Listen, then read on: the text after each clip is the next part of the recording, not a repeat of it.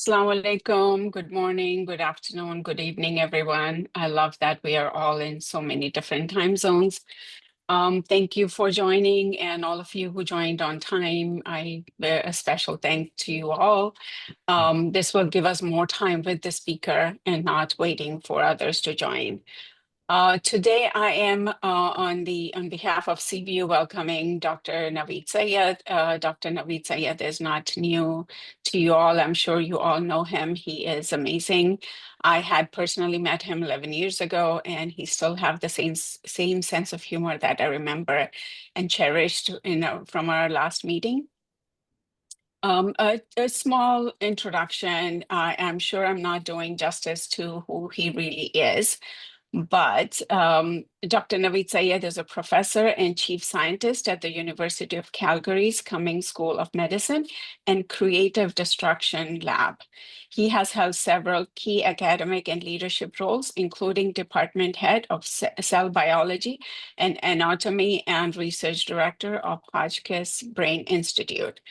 Dr. Syed earned his MSc from University of Karachi and PhD in neurophysiology from the University of Leeds, a globally recognized neuroscientist. He was the first to establish direct communication between brain cells and silicon chip.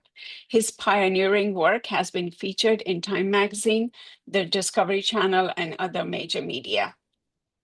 Dr. Syed has published over 160 scientific papers in top journals, such as Nature and Science. He has received over 150 national and international awards, including Tamghe Imtiaz and the Canada 150 Medal. He has trained more than 80 graduates and postdoctoral researchers. His innovation have wide applications in neurological disorder and brain-machine interfaces. He has also been a founding member of several biomedical startups and serves on boards in Canada and Pakistan. Welcome, Dr. Naweed. This floor is yours. Thank you for that very generous introduction, and good morning, good afternoon, good evening, salam, namaste, sat sri akal to all the people who have really joined it. For me, it's really early morning. So if I fall asleep, I hope you will stay awake. It's really a privilege, and whenever I get asked by a Sadiq University and Sister Sakina, as well as for our Dr. Shabi, it's really hard to turn them down. So welcome, and what I will do today is actually perhaps shake you up a little bit, especially if you are in the field of medicine. And we will talk you through a journey as to where artificial intelligence currently is and where it's heading, and what might be the impact of all this technological development from ChatGPT to super AI on our healthcare system and also the health of people. So thank you for joining us, and welcome aboard. So what I will actually do, hopefully, is to walk you through a few things as to in the terms of my own field, because I think human intelligence, as the topic is, and how it could be merged with artificial intelligence. As you all know, that the human brain is about 3 pounds. It's 2% of our body weight, but it takes up to 20% of our blood and 25% of glucose from our heart. So this is really the maximum the heart can do, and this might be the rate limiting factor for the brain's processing. And this is where the computer can always trip it or trump it. So billions of neurons are connected through trillions of synaptic connections, and there are more brain cells in our brain than there are stars in the Milky Way. And each and every brain cell then in turn has trillions of synaptic connections. So if you were to take a single brain cell and you try to take a needle and try to put brain cells on the tip, there are 100,000 neurons that you could actually easily fit onto one tip of the needle. It generates 23 watts of power. It's enough to light up a bulb. It's 60% of it is fat, and it continues to develop throughout, even up till 25 years. And then the spinal cord stopped developing at the age of really 4. So brain has an unlimited capacity. During a normal day, we will process up to 60,000 different thoughts. And then the brain's processing capability is about 11 million, bits, of which 9 million is primarily really the external outside world that we think about. So when we look at the actual brain itself, you can see that there are, of course, neurons, which is the fundamental building block of brain. And there are different kinds of neurons, and they are connected through special structures. We call them synapses. And these synapses actually define who we are at the end. And when these brain cells are connected, they will give rise to neuronal circuits. These neuronal circuits then elicit behavior, but the circuits in our brain are not hardwired. They change all the time, and we define it as synaptic plasticity. So whenever you learn something, there are new synaptic connections formed in the brain, which form the basis for all behavior, from simple reflexes to complex motor patterns to learning and memory. So many of these circuits are predetermined, and I'll show you one example where the genes play a very important role, and the most of the brain is actually highly plastic because of the epigenetics. And then there is another important component of our brain, which is the glia. And the glia they outnumber our neurons, and glia also are tripartite, meaning that they participate in all neuronal functions, from repair to synaptic plasticity to modulating the communication between brain cells. So this really, in a nutshell, is what defines us as humans. Our synapses are what we are. And I think the whole picture here will tell you what it's all about. So all of it is really synthesized during early development. So if you look at a fetus, 5 weeks old fetus will be no longer than a ladybug or a seed in an apple. And yet the brain is the fastest growing organ in our body. There are millions of cells added every 2 or 3 seconds. So it's really the fastest growing organ in human body. And when you actually look at the developmental stages, you can see that, the critical period of brain development, what we call the brain real estate, is allocated according to the principle of use it or lose it. So when you think about biblical teachings, especially in the Quran, in Surah Nahl, Allah says that when you were born completely ignorant and illiterate. We gave you the power to hear and then power to see, and through this you acquired knowledge that allowed you to really survive and do well in your life. So the first thing that really we begin to see that develops is actually a language. And this is one of the reasons that when a baby is born, you can have the azan in one ear and aqamat in the other ear. And at the same time, I think it's when somebody dies, before burial, their shoulder is shaken to remind them as to what it is that they have to say or question they will answer. When the Munkar Nakir, the angels, come into,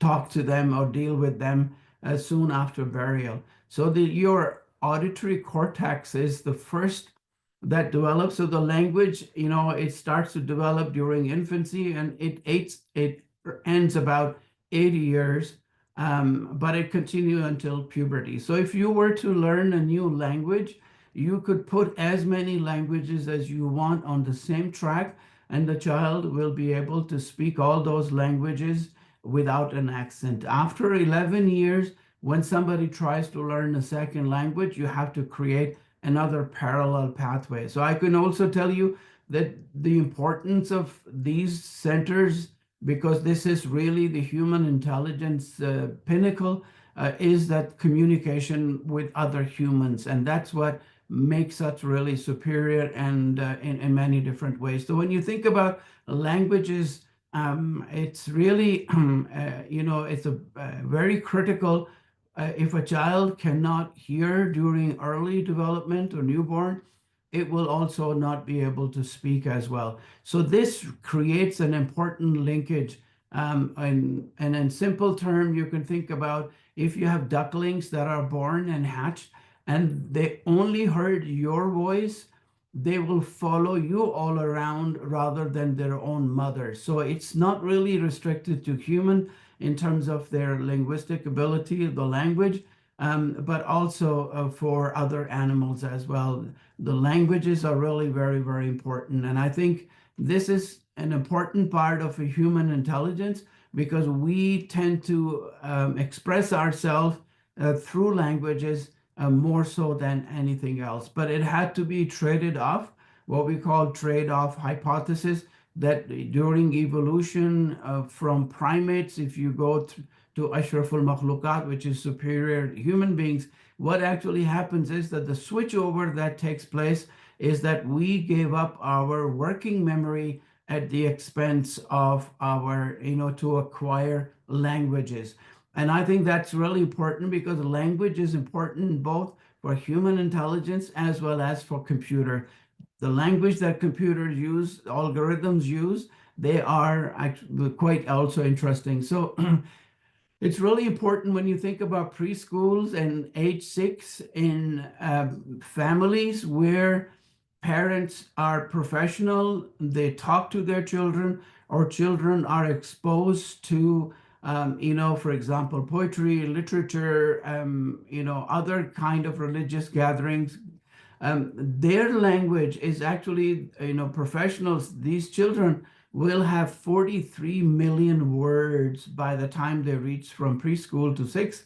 And then 24 million will be in the working class. And if the children are growing up in a poverty environment, they will have 11 million words. So there is a gap of almost 30 million word gap in terms of child and their development throughout life. So I think similarly, if the parents have college education, working class versus, and then welfare parents, you can see there is a huge difference in terms of their knowledge base. So the language is really important, and the languages that define and determine how a child will do well in his life. So when we look at early developing fetuses, human brain and child or baby's brain is only somewhat organized, but because it doesn't know what it is that it would need to survive and grow up, when grown up. So there is a very open slate as to how much and whatever you can write, and enrich environment and happy environment will lead the baby to really have a very healthy brain connectivity and the brain capabilities, then the intelligence will be there. Whereas if a child is exposed to a really oppressive environment, it's not an enriched environment, the child's brain will have very significant deficit. So I think to standardize as to how human brain intelligence really is constructed, fabricated, versus what it is that the computers or the machines can do.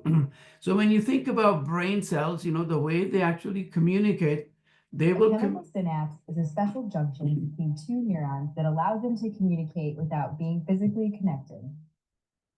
A synapse has several structures.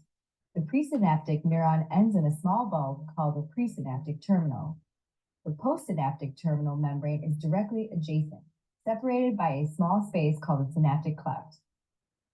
An action potential causes voltage-gated calcium ion channels to open in the presynaptic terminal. The influx of calcium ions prompts synaptic vesicles to release neurotransmitters via exocytosis. This neuron is releasing acetylcholine. The neurotransmitter quickly diffuses across the synaptic cleft.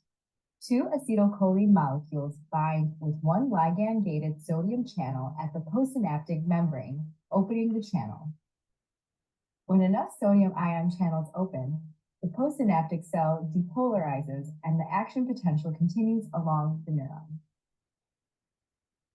So in this particular case, what you actually are going to see is how sometimes the brain circuits are hardwired. So when we think about intelligence, you look at a bee that goes from, garden to garden, collects nectar from all over the place, and yet it will bring honey back to it has no GPS system, it has no other system, but it brings really, very specific systems, hardwired neural circuits in many different ways. I think somebody is kind of scrambling on the screen. So in this particular instance, what you are actually going to see is that these ducklings have never ever been exposed to any positive or negative threats. They have never seen their parents. But what happens in this particular case is that they will use a structure which looks like a duck, and then what happens is that that same structure is altered to make it look like a hawk. So you see what actually happened. The duckling. So I don't know who is actually scribbling on the screen, please. Yeah, please remove this, delete this. Whoever is doing it, it's interfering with the lecture. Maybe somebody child has taken over computer. Requesting all audience, please, whoever is doing this scribbling work on the computer, please delete it because it's disturbing the lecture. Thank you so much. Kindly do it now. Thank you. So to show the ducklings used in this experiment have been raised in isolation. They've never seen any other birds. And there I see is our friend the goose.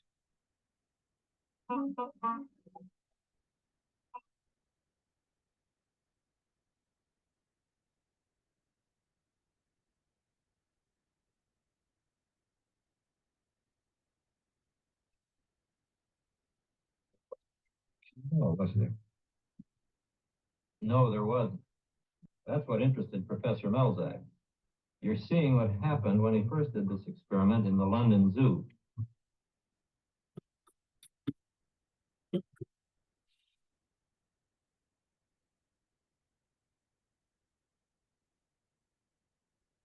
you were a duck, would you worry if you saw a goose? You mean he will worry when Professor Melzak changes that goose into a hawk? Well, let's watch.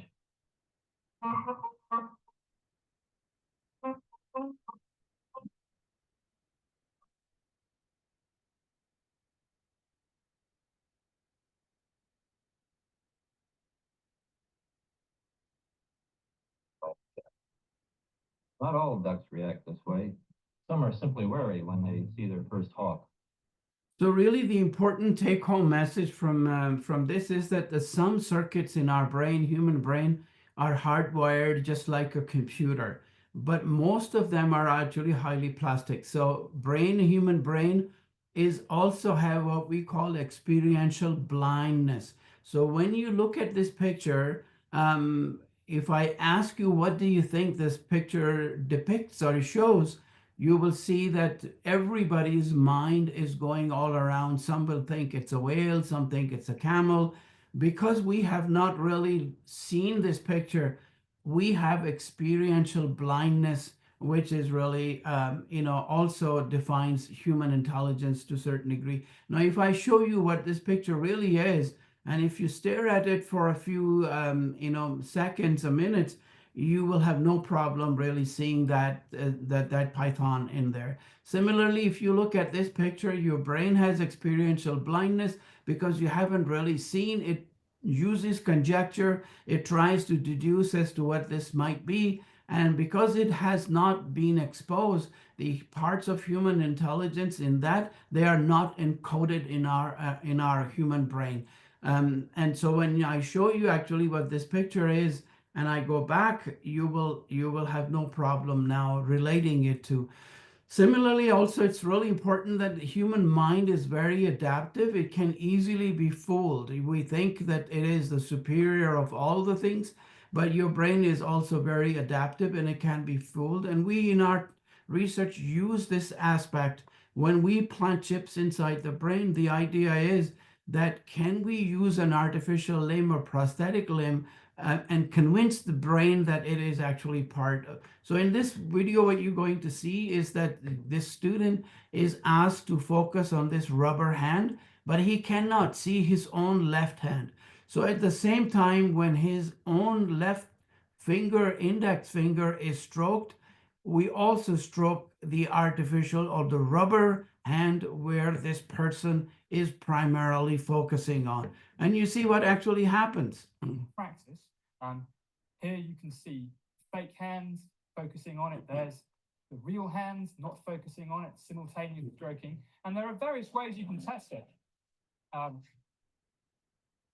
So it really is that we think that the human brain is highly adaptive, is highly malleable, highly plastic, and it can easily be really fooled. So when you think about children who are grown in a very enriched environment, loving parents, enriching environment, versus a child who has gone through extreme neglect, you can see that the 3 years, the brain size is significantly different. And you see also no connection between left and right side in the corpus callosum. And these brains are basically underdeveloped as compared to a normal child. So many aspects of human intelligence and learning and memory, it really is encoded. No two people are identical. So somehow if you were to compare human intelligence with artificial intelligence, how can we really calibrate these two aspects, which we will really examine through? So what is human intelligence versus artificial intelligence, machine learning?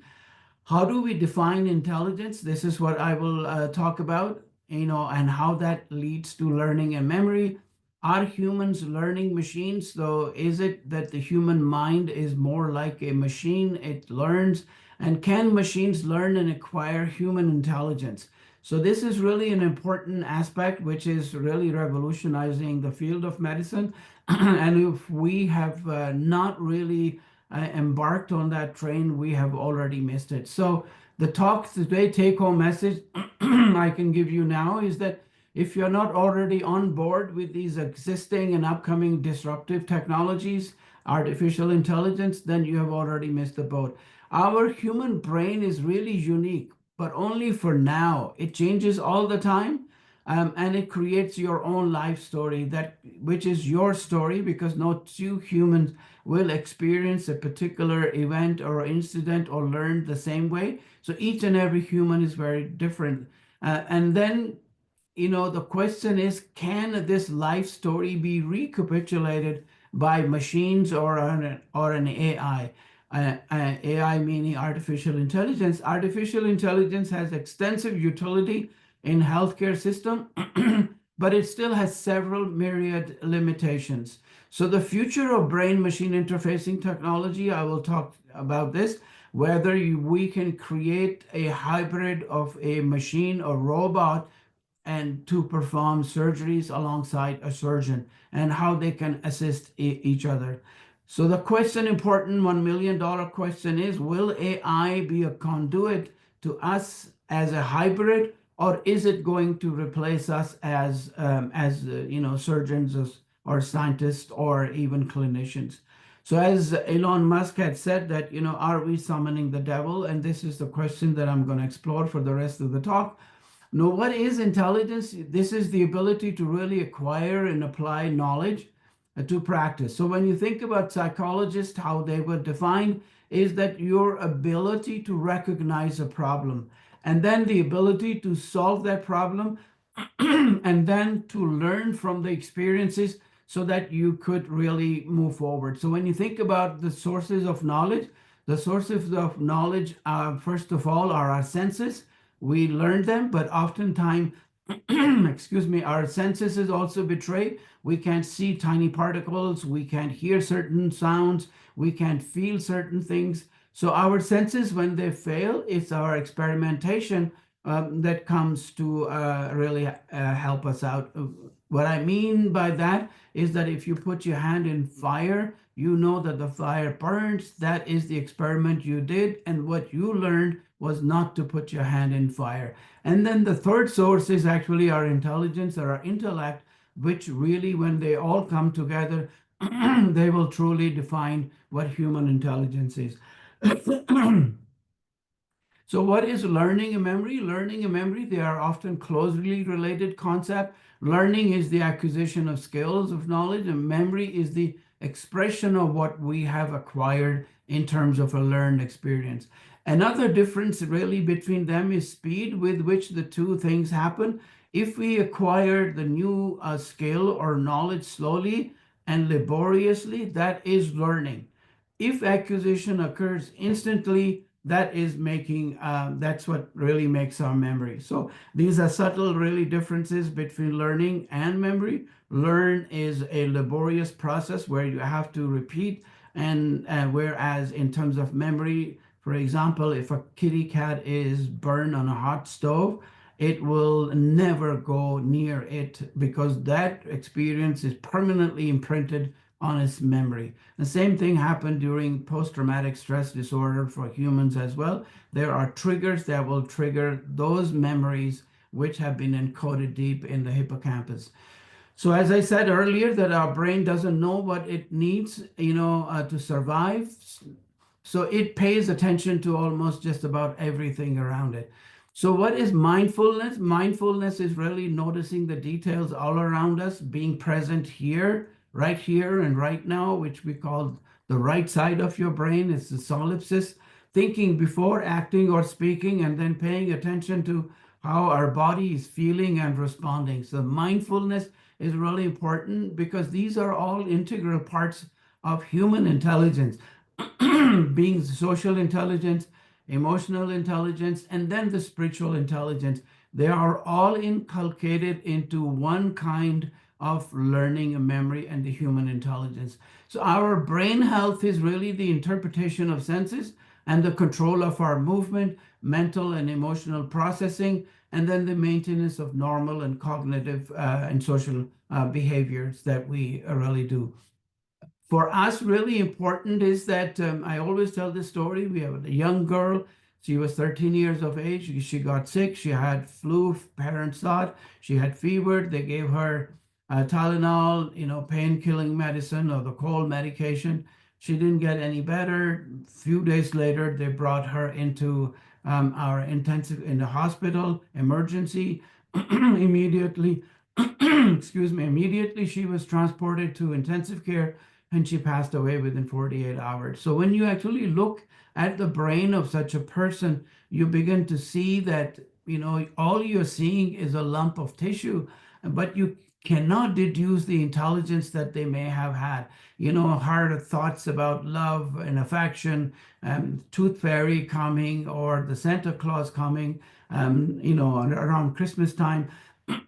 So all of these aspects are very difficult to really determine in terms of feelings, sensations. You can't really do this by just looking at the brain tissue.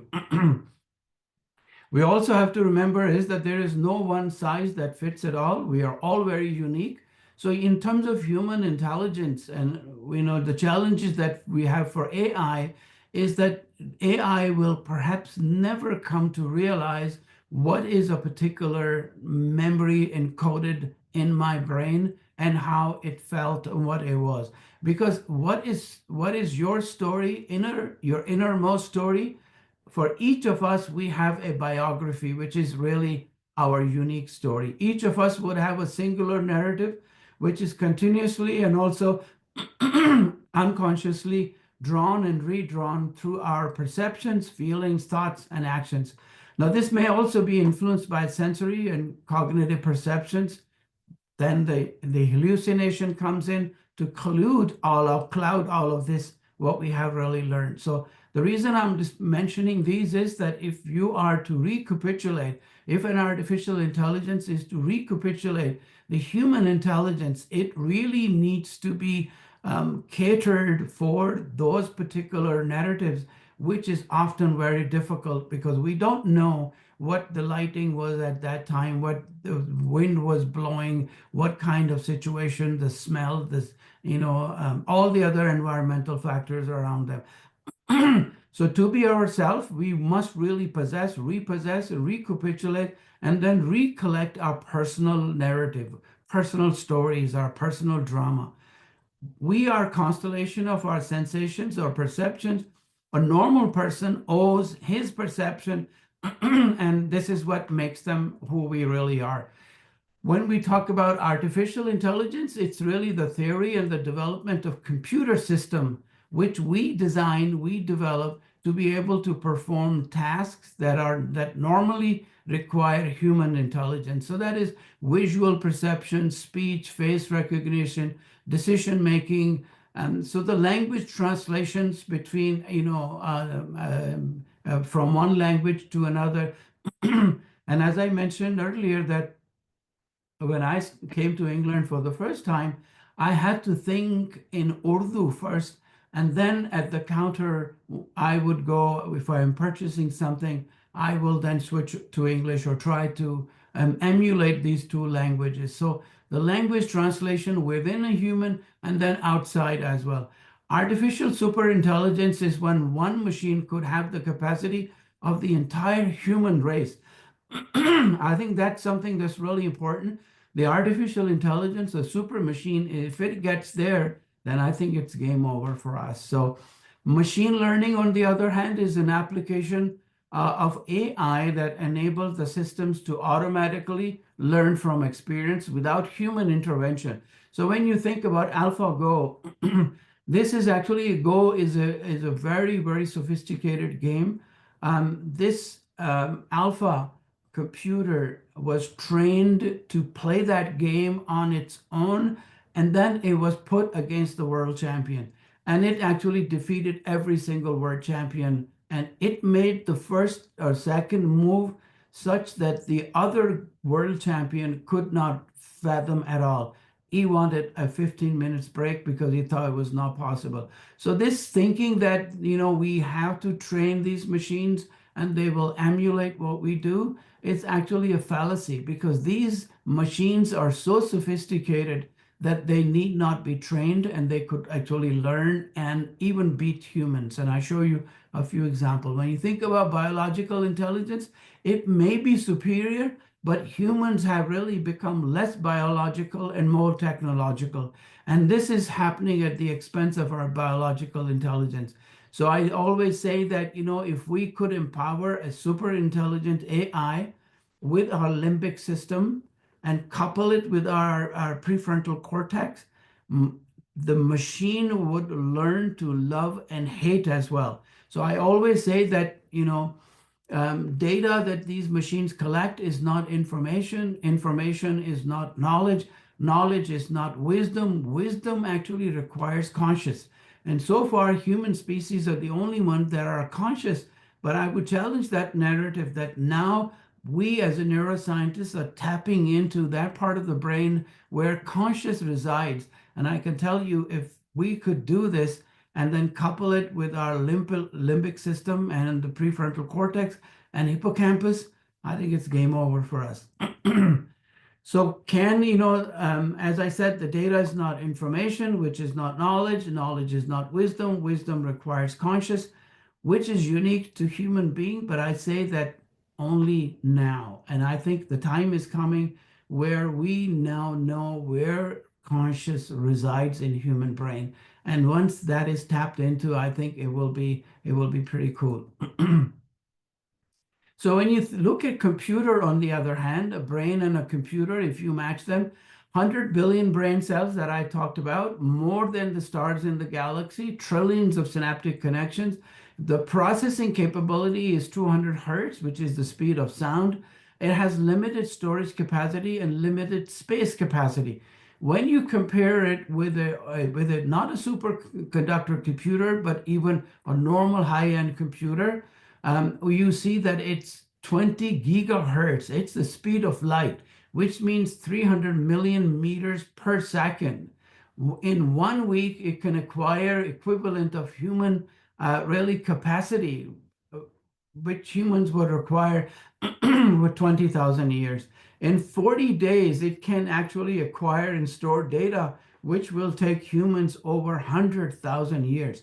Now, if you actually look at if you define intelligence from that perspective, hardware to hardware, and supercomputer, it will really take over the entire human population in terms of its capacity, information processing capabilities.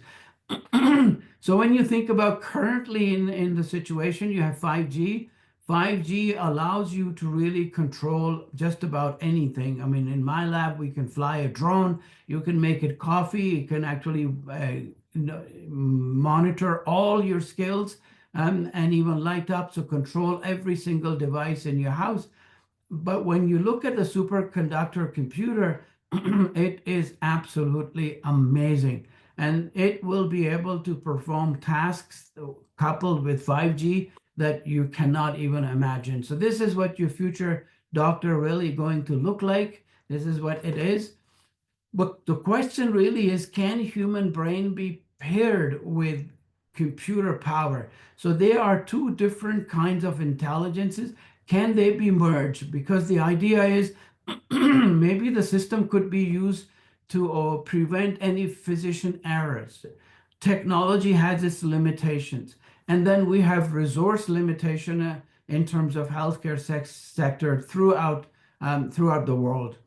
When you think about personalized medicine, medication, AI as a writing tool can really correct your grammatic errors. People are using ChatGPT now. It can brainstorm ideas. You can throw at it and ask various questions. And then it's also collect and synthesize data. But if I ask my audience here as to what time it is, everybody will look at their own watch. And they try to tell me the time, but that's not what I'm really asking. If Dr. Shabi here tells me that, Naweed, do you know what time it is? I would deduce this as I have gone over my time. Whereas if I were driving from work to come home, my wife says, "Oh, do you know what time it is?" I would know that somebody gonna get hurt real bad. So if I am looking at a patient who has Alzheimer's, I ask them time. That has a very different purpose. So you see the languages that I started with, it begins to fall apart in terms of the same question that is posed to 4 different entities. So the question is, can AI crack that code of human experiences of the lingo and to be able to really reach that? So, but now we can look at your facial expression, and AI can predict whether you are depressed, whether you have anxiety, whether you have trauma, whether you have post-traumatic stress disorder. It can also capture feelings from your face. So facial recognition in terms of artificial intelligence is becoming just as good as our mother would look at our face and tell us whether there is something wrong or whether we are telling the truth or lies. So I think this is becoming an important tool. The other thing is that, disease prediction, for example, predicting chronic diseases, hypertension, diabetes, kidney diseases, even for our, doing the scanning of bones and joints. The artificial intelligence has really become a very, very powerful tool. And it's even for AI, for chemotherapy, for example, the time of medication, what are the physical side effects, what might be the emotional burden, and what might be the cost, and then determining it all across the genome if you could do the GWAS studies to be able to really tell what is really going on. Similarly, when you think about cancer, colorectal cancers, lung cancers, liver cirrhosis, 96.9%, if the team of the oncologists can predict, the actual AI could make the same prediction with just about very, very close to a team of human specialists. So can they actually coexist together? This is something that's really important. And if we really do not tap into or utilize them, even as a second opinion, I think we're missing out big time. So precision health is becoming really a one-stop shop where the entire hospital is at the fingertip of nurses as to, what the cardiac situation is, what kind of medication is required, what might be the impact on the heart. So all aspects is right now in our hospital. We have ward of the 21st century, which this is all recapitulated. So the future of medicine really looks like you have a hybrid approach where you have both artificial intelligence and the humans working together. We have in our creative destruction lab, the students develop this capsule. When you ingest it, it goes through your GI tract and it tracks not only, it collects the bacterium to look at the gut microbiome, but it will also detect polyps, and then it will send a signal to the GI or a surgeon to let them know that there is a polyp at this location. Do you want me to take care of it? Or are you going to surgically remove it? Similarly, you have biosensor technologies. They can really track your blood pressure, the glucose levels, and all other aspects, whether you have taken a medication or not. Immunotherapies are also being used very effectively to be able to really attack cancer cells. So your own immune system is turned against all these diseases which are really causing havoc right now. Then you have nanoparticles and nanomedicine. You can have specific tags on individual nanoparticles. With like an antibody, it can recognize an antigen on a tumor cell and it binds to it and then it just kills it right then and there. So you don't have to actually use extensive chemo or radiation. We can also use this technology for a pregnant mother, take the blood sample. We can do the analysis and their entire genome to detect whether there are any genes, defective genes like autism.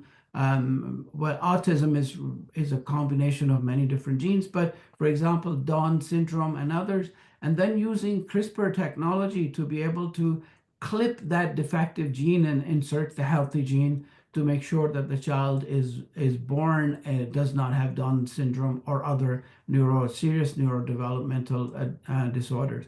Currently, artificial intelligence and machine learning is being used for remote diagnostic in our hospital too.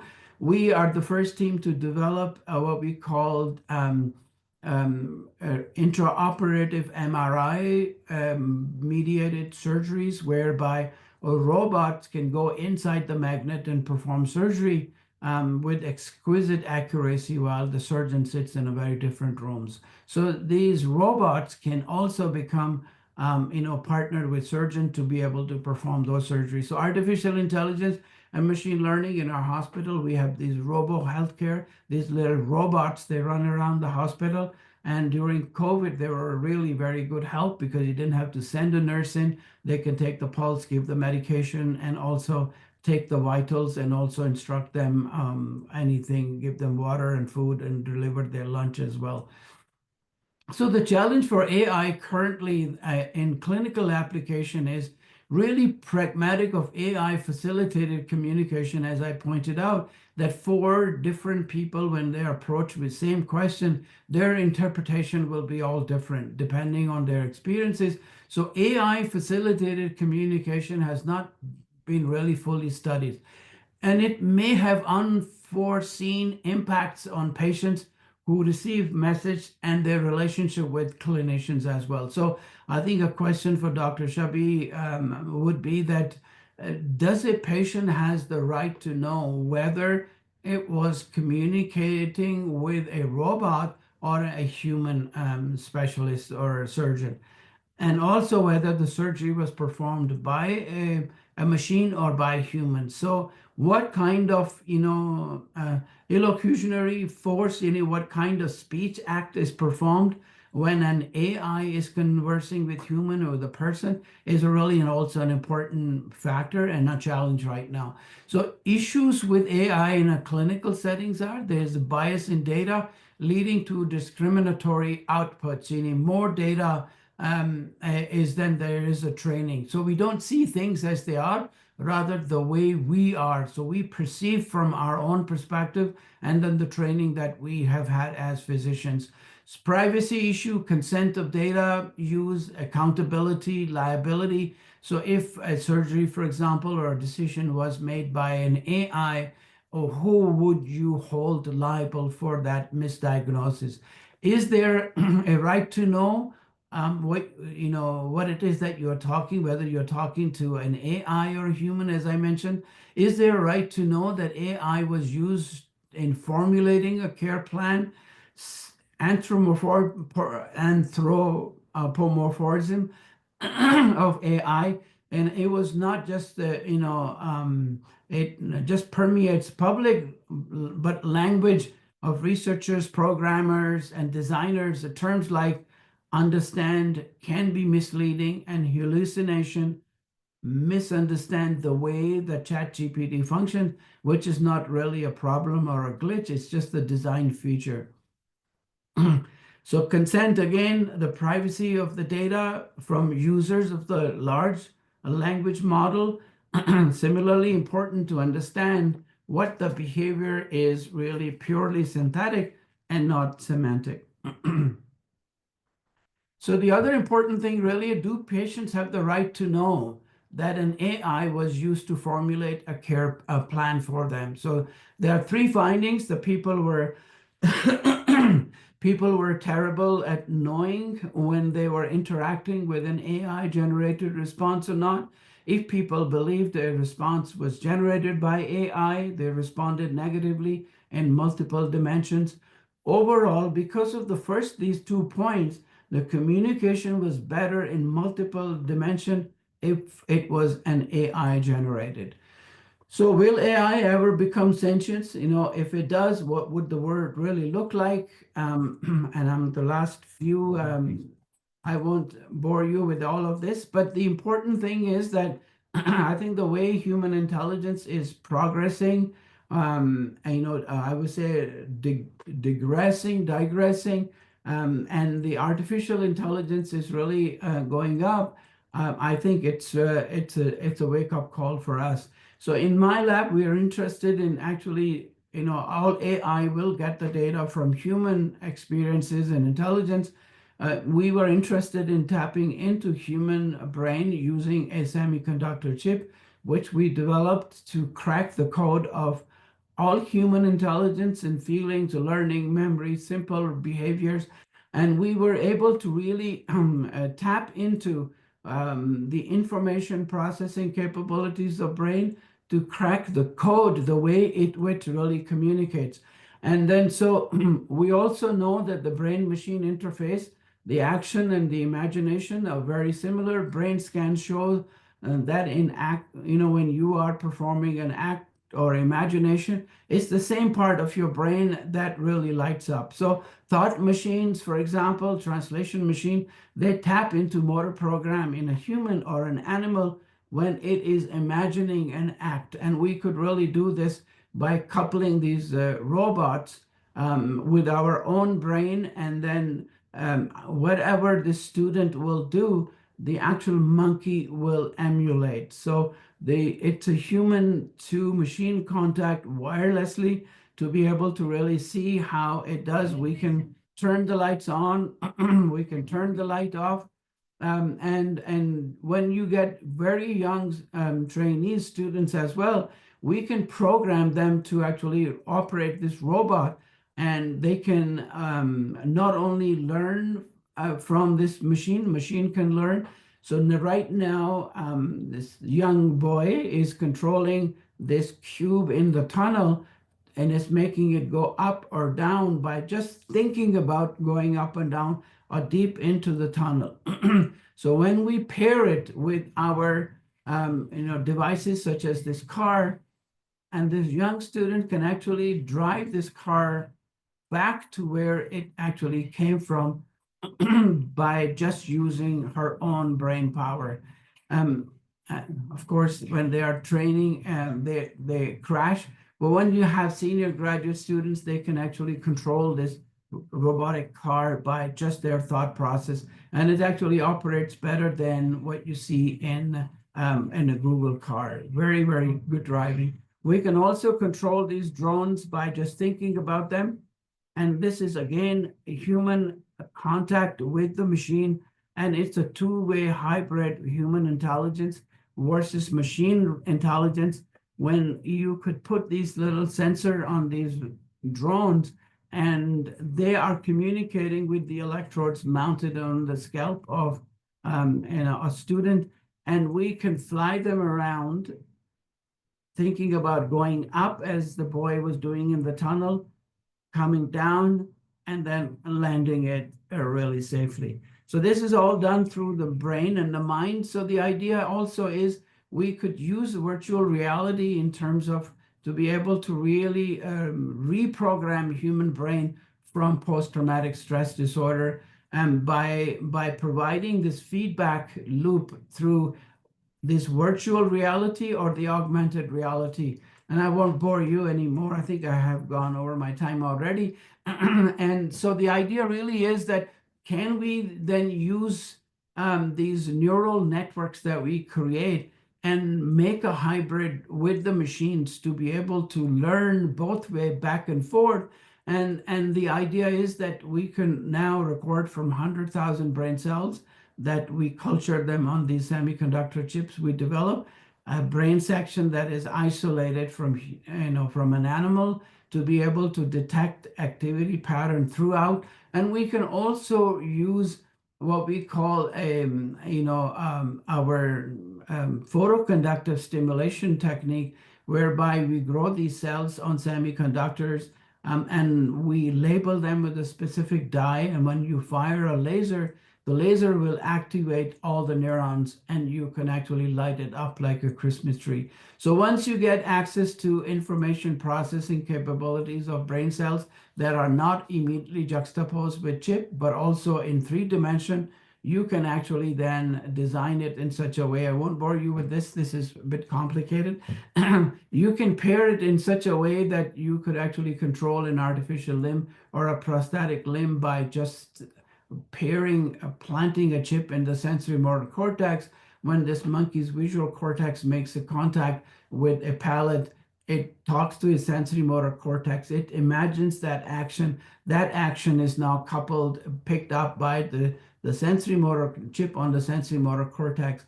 And because it's a remote control, it can actually control this prosthetic limb as if it is part of the human body.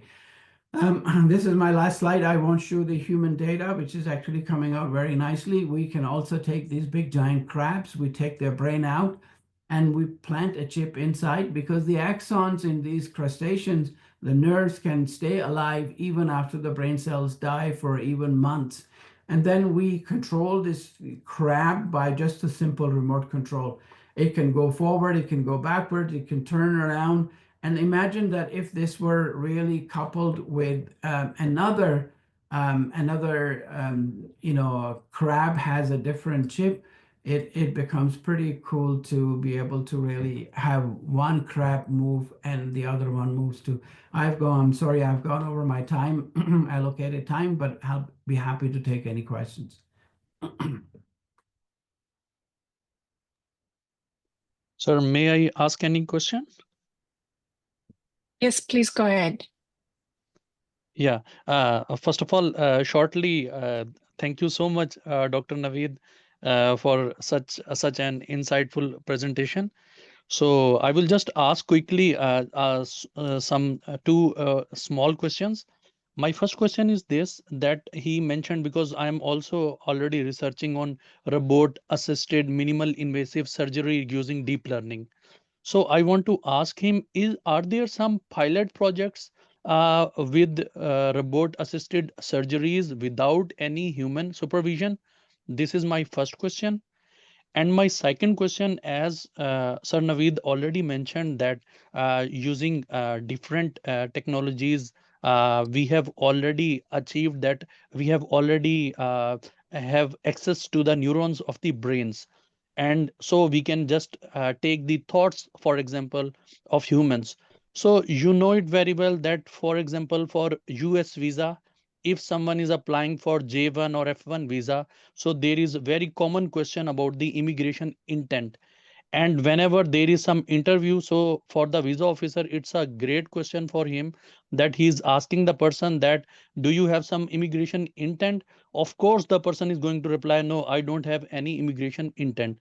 So as Sir Naveed mentioned, so can I just take it as that, because we have now the access using artificial intelligence or deep learning to the neurons, so we can, or one can translate or convert the thoughts or human facts in the brain into the text or image or any factual data?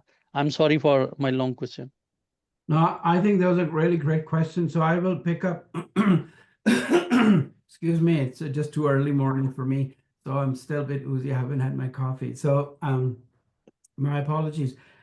For your first question, I don't know if you have seen Canada Arms on the space station. That is actually based on the technology that we had developed here in Calgary. It's called NeuroArm. So normally when a surgeon performs a surgery, it will use the MRI images, but once you open up the brain, it is very different inside. So the idea really is that, can you have person who has, for example, glioma, to be able to put them inside the magnet and take that live image. And because you can't take any magnets, any iron or any tools near the magnet, so our team has developed what we call, a titanium robot, which is a neuro arm. That robot goes inside the magnet. The live MRI image is projected on the full-blown screen, and then the surgeon uses joystick and also micro manipulators to be able to perform surgery with greater accuracy and more vigilancy, with least damage to the brain than a surgeon would normally do in a bloodied brain itself. So I think it is still assisted by the surgeon, but it uses these technology and tools to be able to oftentimes use a snake robot. The robot actually is very fine, thin fiber. It goes around, for example, metacerebral artery or other parts to make sure that you don't damage any of the major blood vessels. And this is normally very difficult, especially if the surgery takes 8-9 hours. So this has really already been applied, and application is in the works, which is used quite extensively now. It's the intraoperative MRI.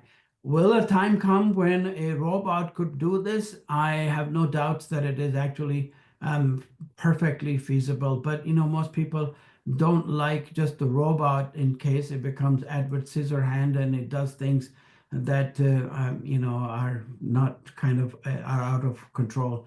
So the idea will be that somebody sitting in, for example, Lahore could perform surgery in Karachi and vice versa, using this particular technology. And it is already actually being, and I'm working with a couple of hospitals in Pakistan trying to bring it back to the country.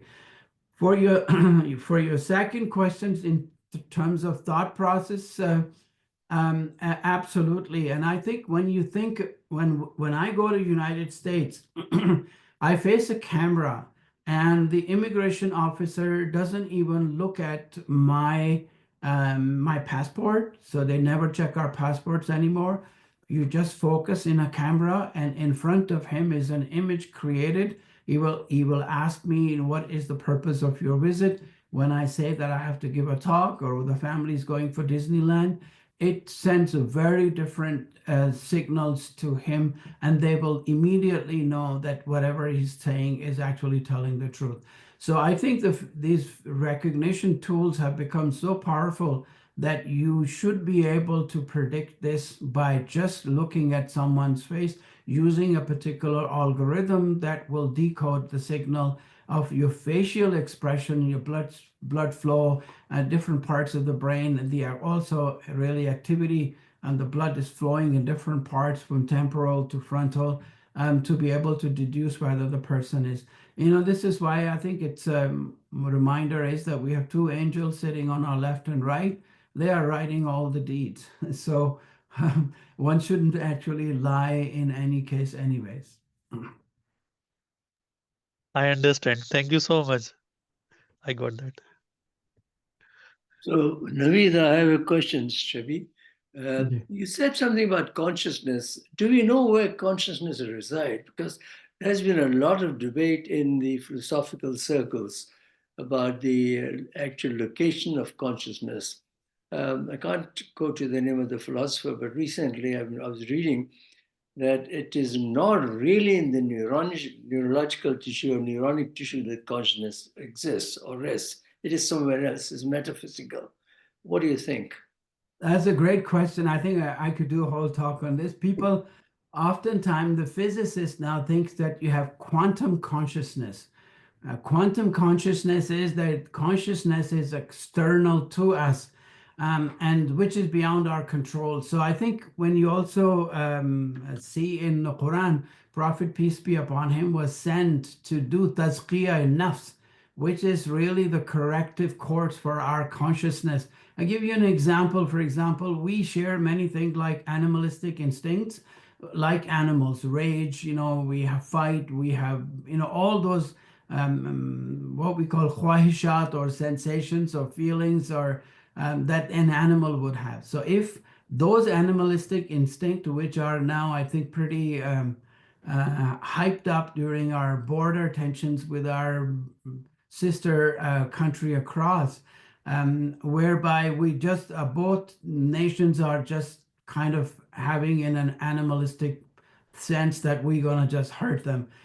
But then they think about, your instincts can't just do anything. You would need for that your intellect, as to intellect will say, okay, let's punish them.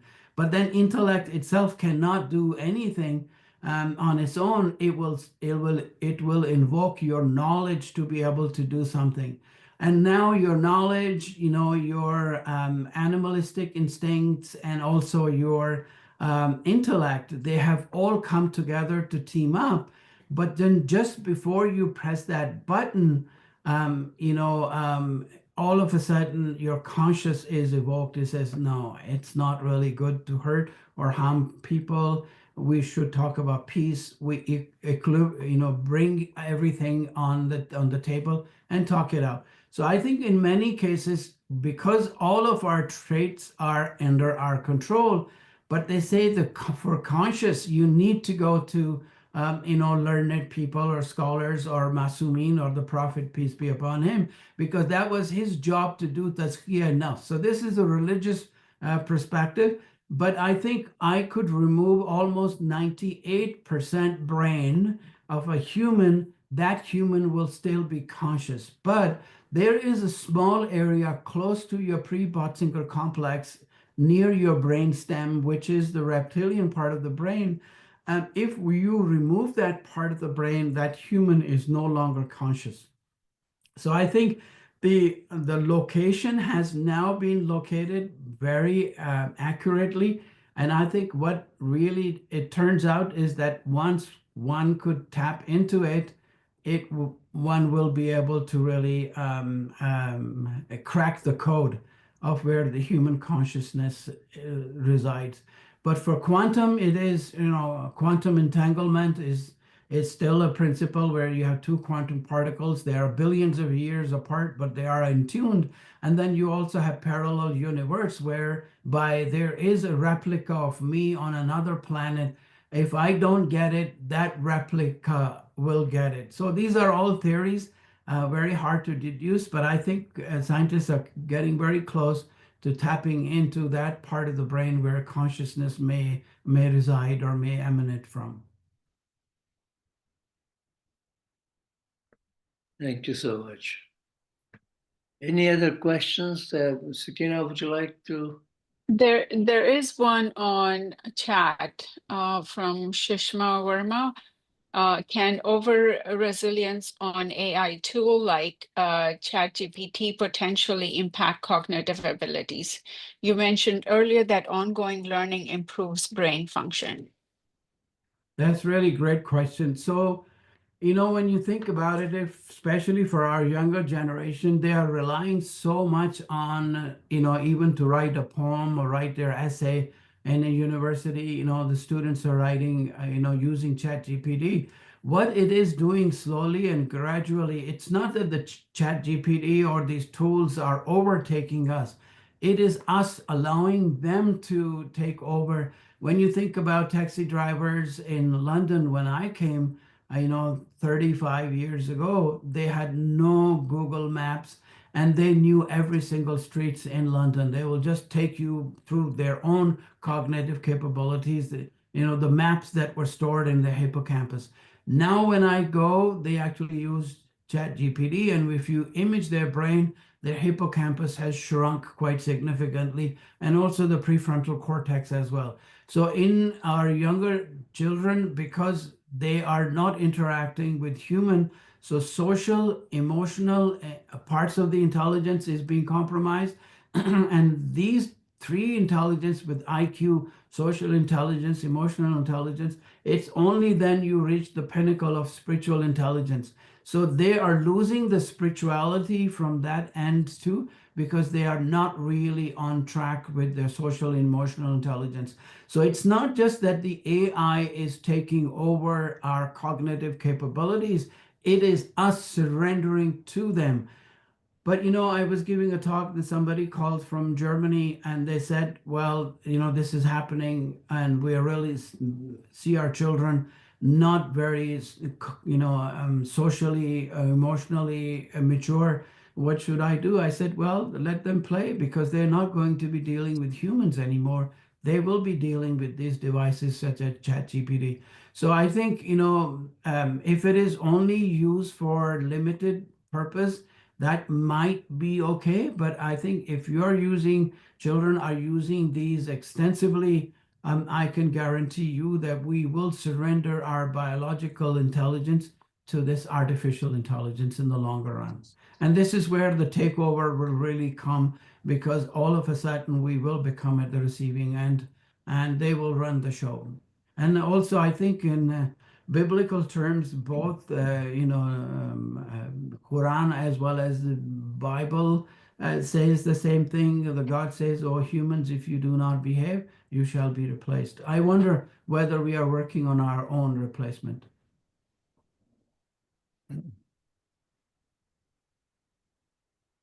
Sakina, can I have a question? Sure, please. Yeah, thank you, Naweed, for enlightening us. I'm Dr. Shahid Hassan from American University of Barbados. My question is about memorizing the Quran, despite of the some finite memory capacity, with the power of repetition, and reinforcements and strategic recalling.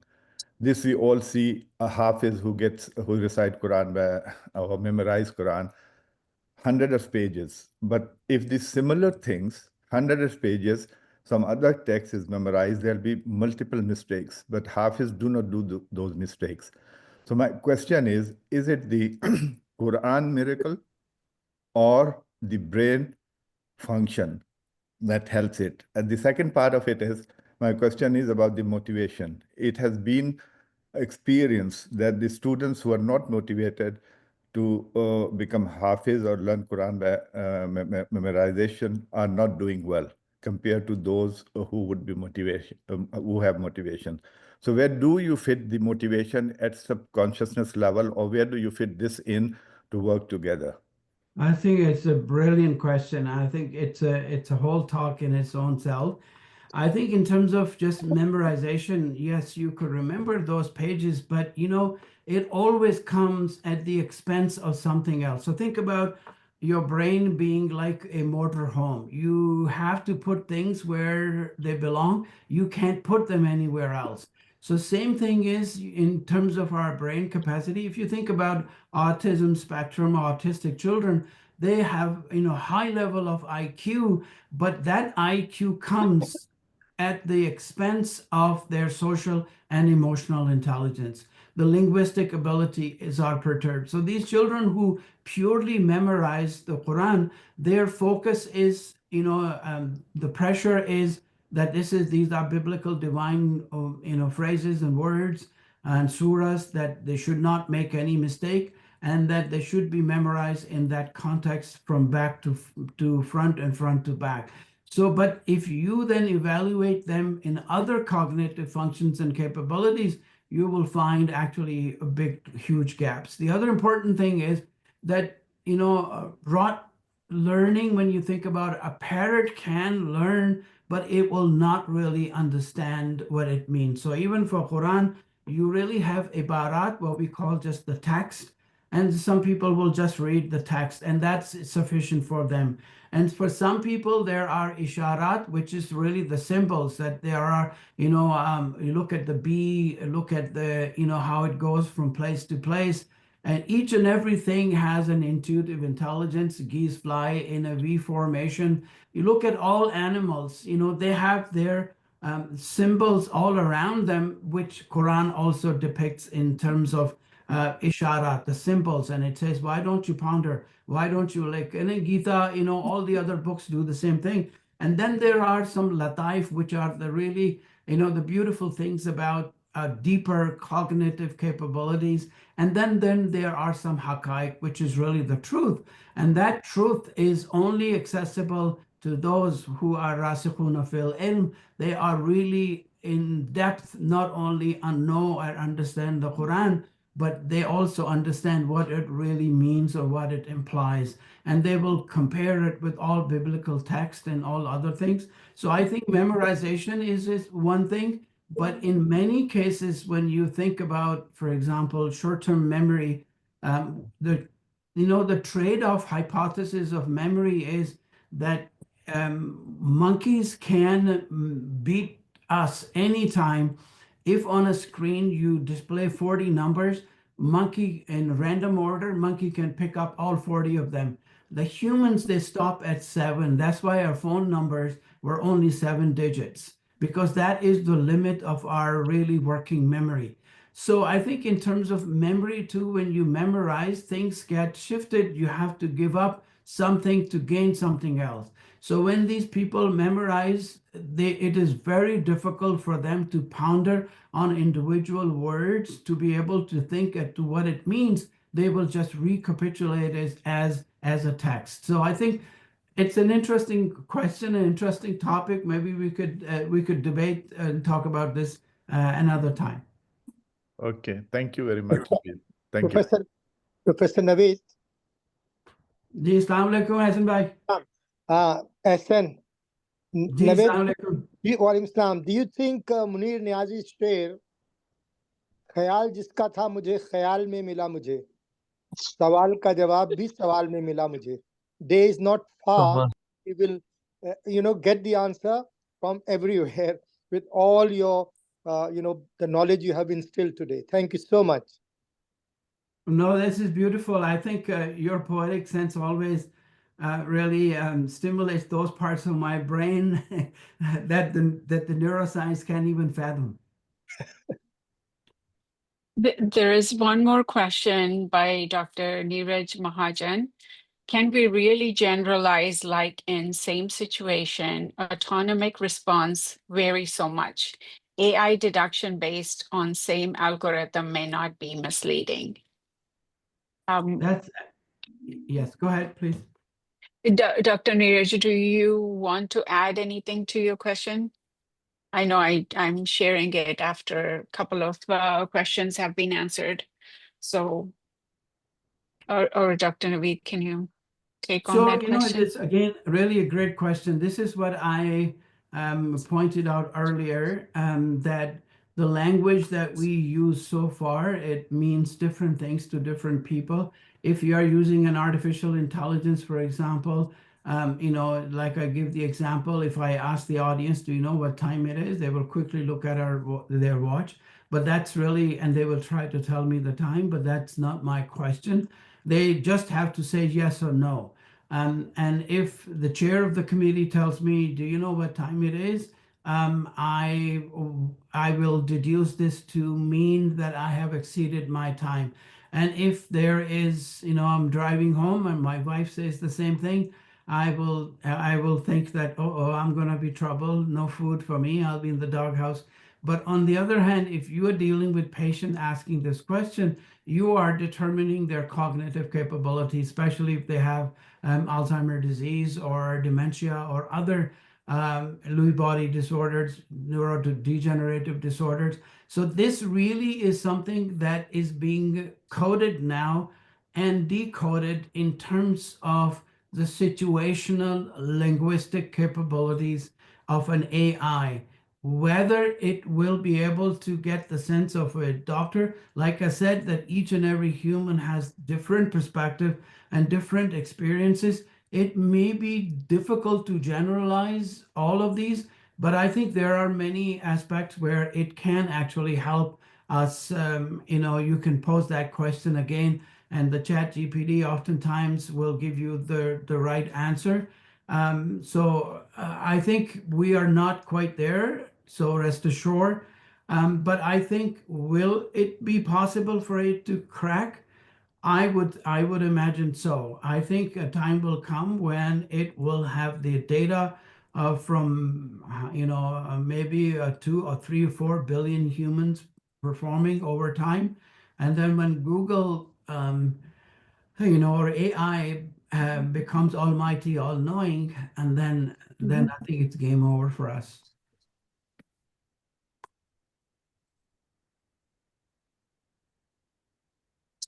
So Naveed, We can will I become ask the last question? Go ahead, Sure. please. Yes, sir, my question is this. I hope that in our audience, most of the people are staying on the intersection of artificial intelligence and medical, just like me. So my common and simple question is this: what, in your opinion, is the biggest limitation of artificial intelligence, in context that most of the people who are working on this intersection just think that maybe artificial intelligence in some years going to take away their job? Well, great question. And it already has. It has really taken over many jobs, and it will take many jobs. This is why I think it's important that our physicians and clinicians and our researchers, they stay on top of things. Otherwise, it will be a tsunami that will sink us. The the reason I cannot tell you exactly where it is at this moment, nobody really knows, because it's one of the top secret, kept secret all around the world. There are people also working in their garages to code, and decode different information processing and the cognitive capabilities of human brain. So nobody really knows where we are. People are keeping it all hidden. Countries are working like mad, from Russia, China, and you see that ChatGPT was trumped by Chinese software. So nobody really has the idea. But how far it can go in terms of becoming a hybrid where both humans and machines can work together, I think that is the future that we must admit and accept and then move on with. But the thing is that when you think about, Steve Jobs, normally when people climb K2 or Mount Everest, once they're on top, they put their flag, they take a selfie, and they run. They run back to their base camp. But Steve Jobs never let his people look down. He showed them the next peak and the next peak and the next peak. I think a university such as Sadiq, under the leadership of Dr. Shabi and many other, their idea is, the thought process is that we must not let our trainees, residents, and fellows and doctors to look down. Those days are gone when you could actually just use, with precision health and precision medicine, things are becoming really, really, really very, very fast. So you cannot give the same medication to same person. Now there are software, they will deduce, they will do your genetic profiling in your family history, which kind of particular drugs work, how is the metabolism, how is your gut microbiome, and how is the liver going to process, what could be the side effect, and what could be the impact of this drug, and what could be the collateral damage if it isn't given in overdoses, chemotherapy and other medication. So I think this really, you have to embrace the idea. People have to really stay sharp.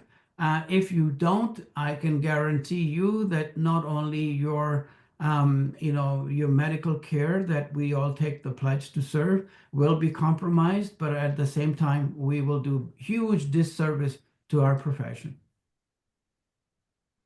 Thank you so much for your insightful answer. Thank you. Thank you. Any other questions? I think Dr. Okay. Adnan maybe asking something in chat. I think radiology, histopathology, and dermatology in near future will be AI operated. Medical and oncology in terms of nanoparticles for tumor specific sites. I think That's he's just exactly, making yeah. statements. Yeah, that's really what I also think too, because we have developed these nanoparticles and nanodots that can be coupled. So think about a nanoparticle that has a particular, antibody that is capable of recognizing a particular antigen in a different kinds of tumors that we have now the biopsies done. And then what it does is that just like any other antibody, it will bind to that particular tumor, and then it has the ability to commit suicide by just changing the voltage around that nanoparticle. One could zap these tumors right on the side, and specifically only those areas where the tumor is. So I think it will really revolutionize the way we do many different fields, from detecting neurodevelopmental rare genetic diseases to oncology and other aspects of healthcare. See, I am from IT background. I have worked on machine learning and AI. And from my perspective, yes, it is amazing. It is powerful. It could take over, but I myself will not trust what AI will give me. I would go to a human person and say, okay, is this correct? And one of the example is I had a CT scan recently, and I got the results, and one of the tests had some abnormality. So I straight on went to Google and I started reading about it. And it gave me so many options of what could be wrong. And some of them were very, very scary. But my doctor, when I went to see my doctor, she said, oh no, that's common. Don't worry about it. So that is where I feel it's going to be very important that the doctors keep in touch with the patients and build that trust, that even though I read a whole 10 pages of what could be wrong with me, I opted to go to my doctor to get the final answer. I think I that's think, the very sage. That's very yeah. sage advice, and this is Yeah. how it should be. But the Mhm. thing is that if AI is always super cautious, it will give you many different variants of potential possibilities. Mhm. So Yeah. had not that, if it had given you just the good news, don't worry about it, you would not have gone to see your physician either. So I think, in terms of some time it extrapolate, um, I think I have played some very interesting tricks with AI too, to see how much it actually knows. So it is, it is not perfect at this stage, but at least you could use it as a second opinion, and it gave you different, all potential possibilities, and some of them could be really bad. And that will encourage you to go and see physician. If it had said to you, oh, it's all fine, go and knock yourself out and break a leg or something like this, you would not have gone to see your family physician. Yep, I agree. Any other questions? Okay, I think then we will end. Thank you so much, Dr. Naweed. I really appreciate you giving us time. I know it was too early in the morning for you, and I wish I could have made a cup of coffee for you to make it better, but thank you so much. Appreciate it. It's an amazing topic, and I know I learned a lot, and I'm sure everybody can vouch for that. Thank you so much. Thank Naweed, you. you have to come Jazakallah khair. again. Naweed, you have to come again because this is only half the topic. You still have to cover a lot of things. So please book a date. Sakina will be in touch with you and give us a date. And I think if we get the opportunity, maybe from London, to actually show you things that we cannot, I can't show you on this social media aspect, and that will really get you very exciting. And those people who have doubts about AI, I think they will have even more worries. Mhm. Thank you. Thank you.